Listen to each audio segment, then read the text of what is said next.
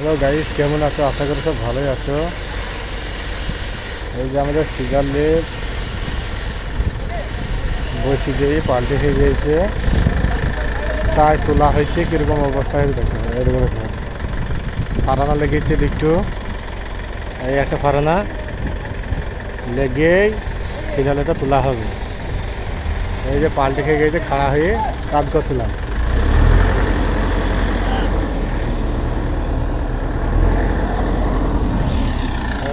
পাল্টে খেয়ে গেছে, পাল্টে খেয়ে গেছে। ঠিক আছে বন্ধু, লাইক সাথে